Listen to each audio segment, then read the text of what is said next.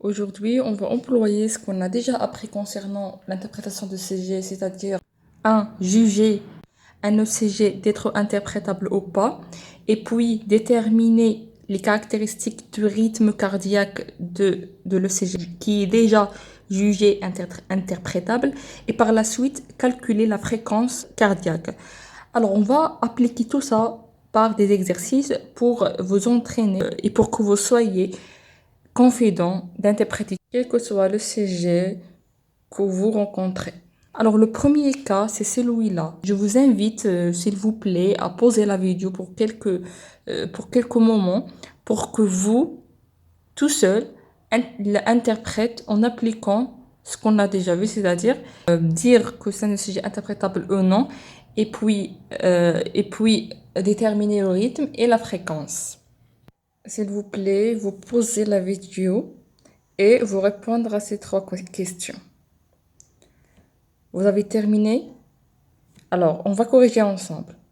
La première des choses, c'est la question interprétable ou pas. On a vu dans la séance précédente qu'on a 5 conditions pour dire qu'un sujet est interprétable ou non.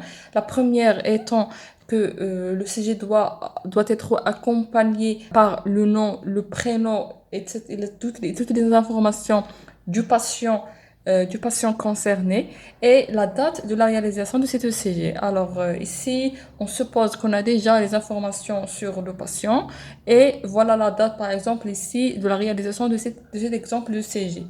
Retournons à notre checklist. Alors la première condition, elle est bien respectée. La deuxième, c'est vérifier qu'on a toutes les dérivations. Voilà, on a toutes les dérivations frontales ou bien périphériques, et on a les dérivations précordiales ou bien thoraciques. On a toutes les dérivations sont présentes. Alors, la deuxième condition, elle est bien vérifiée. Et par la suite, évaluer la stabilité de la ligne de base, c'est-à-dire qu'on n'a pas des parasitages qui nous empêchent à bien interpréter le CG. Voilà, on a la ligne horizontale, elle est bien stable, elle est bien alignée, on n'a pas des tremblements, c'est-à-dire cette condition, elle est bien assurée. On va passer aux quatrième chose, c'est l'étalonnage. Alors, sur un ECG, les paramètres se trouvent soit en haut ou bien en bas. Ici, par exemple, ils sont en bas. Voilà les vitesses. La vitesse, c'est 25 mm par seconde. C'est ce qu'on veut. Et l'amplitude, il dit que pour chaque 10 mm, ça représente 1 millivolt. C'est-à-dire, c'est parfait. Ce sont les paramètres standards qu'on utilise pour l'interprétation. On n'a pas besoin de faire des adaptations, on va interpréter directement le CG tel qu'elle est. La cinquième chose et la dernière, c'est vérifier si les électrodes sont bien placées ou bien inversées. Comment faire ça? C'est par la dérivation AVR. Voilà notre dérivation AVR. On vérifie les ondes qui doivent être, comme vous voyez ici, comme c'est le cas ici, négatives, toutes les ondes, incluant le P, le QRS, le T. Voilà, ils sont tout négatives sur cette dérivation, c'est-à-dire les électrodes ne sont pas inversées mais sont bien placées. C'est parfait. On a fini avec la première étape, c'est-à-dire on est assuré que le CG est interprétable. On passe logiquement à l'interprétation. Et la première des choses, c'est le rythme. Le rythme, on a deux choses. Alors, on va commencer par le caractéristique régulier ou non régulier du rythme.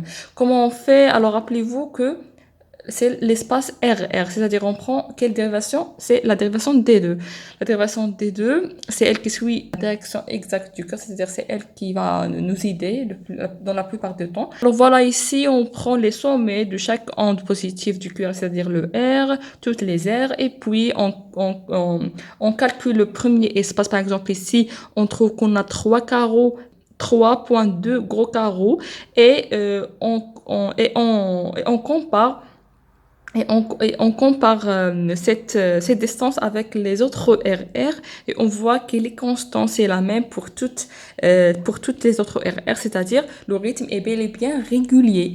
On passe aux deuxième question concernant le rythme, c'est sinusal ou non sinusal. Ici, on a trois conditions. La première, c'est on vérifie que chaque QRS, comme vous voyez ici, elle est précédée par une P, c'est-à-dire avant chaque QRS, on a une P. Et voilà ce qui est le cas ici. Et on a le P, elle doit être il doit générer son propre QRS, comme c'est le cas ici. Voilà, après chaque P, on a un QRS, c'est-à-dire que le flux électrique, il passe bien sans problème des oreillettes vers les ventricules. Et voilà, la première condition, elle est bien assurée ici. Et la deuxième condition, c'est qu'on vérifie si l'espace PR, rappelez-vous, l'espace PR, c'est entre le début de l'onde P et le début du complexe QRS.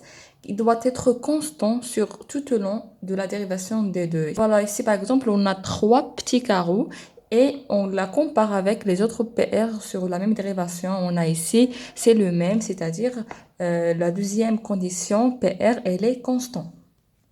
Troisième condition, c'est on vérifie l'onde P dans la dérivation des 1 et des 2. Il doit être positif dans les deux dérivations. Voilà ici le P sur le D1, elle est bel et bien positive. Et en D2, elle est aussi positive ici. C'est-à-dire, on a les trois conditions sont bien respectées ici. C'est-à-dire, on peut dire que le rythme, elle est sinusal.